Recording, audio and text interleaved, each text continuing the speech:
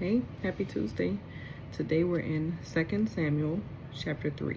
Let's get into it. Now there was a long war between the house of Saul and the house of David. But David grew stronger and stronger, and the house of Saul grew weaker and weaker. Sons were born to David in Hebron.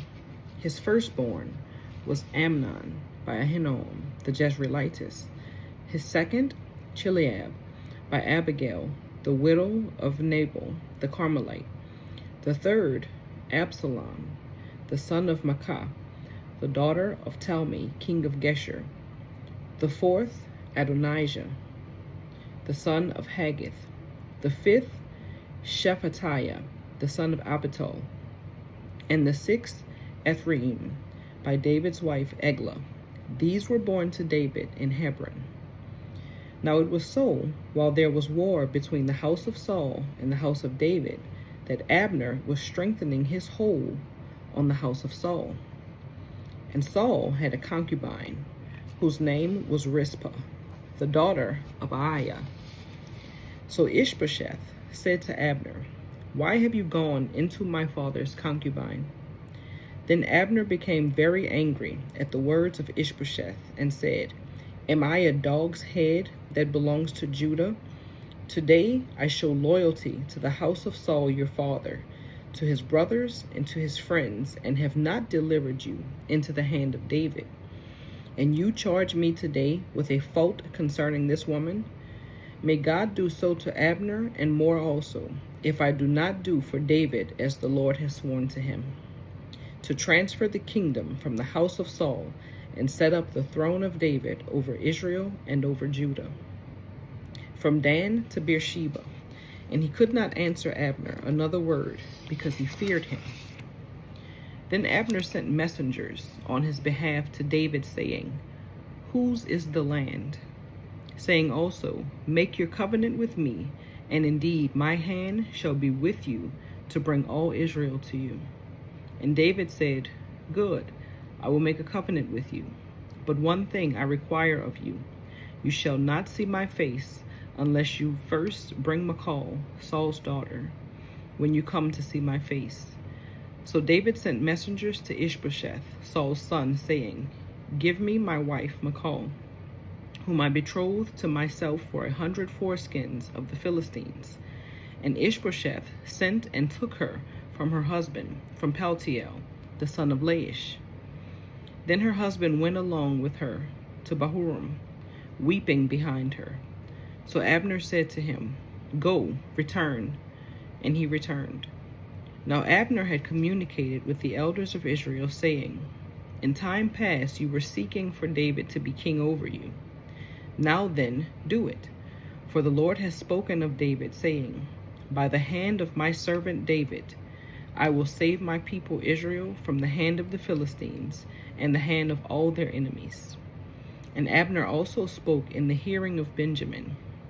Then Abner also went to speak in the hearing of David in Hebron, all that seemed good to Israel, and the whole house of Benjamin. So Abner and 20 men with him came to David at Hebron, and David made a feast for Abner and the men who were with him. Then Abner said to David, "I will arise and go, and gather all Israel to my lord the king, that they may make a covenant with you, and that you may reign over all that your heart desires." So David sent Abner away, and he went in peace.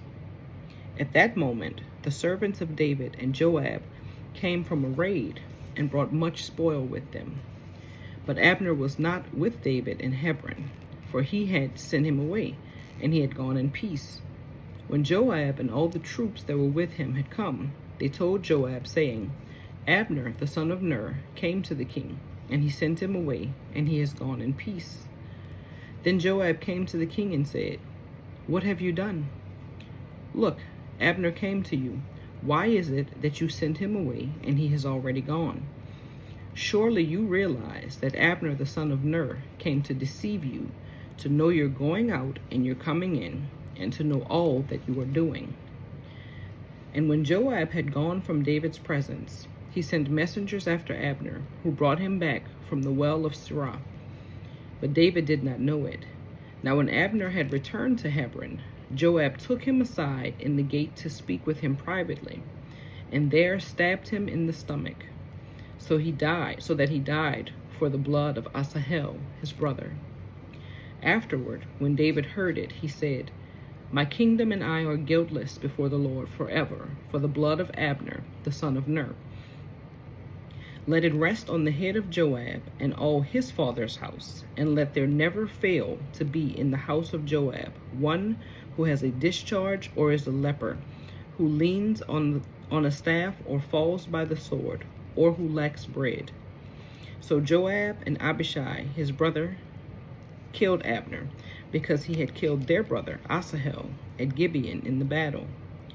Then David said to Joab and to all the people who were with him, "Tear your clothes, gird yourselves with sackcloth, and mourn for Abner." And King David followed the coffin. So they buried Abner in Hebron. And the king lifted up his voice and wept at the grave of Abner, and all the people wept. And the king sang a lament over Abner and said, "Should Abner die as a fool dies? Your hands were not bound, nor your feet put into fetters. As a man falls before wicked men, so you fell." Then all the people wept over him again. And when all the people came to persuade David to eat food, while it was still day, David took an oath, saying, "God do so to me, and more also, if I taste bread or anything else till the sun goes down." Now all the people took note of it, and it pleased them, since whatever the king did pleased all the people. For all the people and all Israel understood that day that it had not been the king's intent to kill Abner, the son of Ner. Then the king said to his servants, "Do you not know that a prince and a great man has fallen this day in Israel? And I am weak today, though anointed king, and these men, the sons of Zeruiah, are too harsh for me. The Lord shall repay the evildoer according to his wickedness." May the Lord add a blessing to the reading of his word. Have a good day.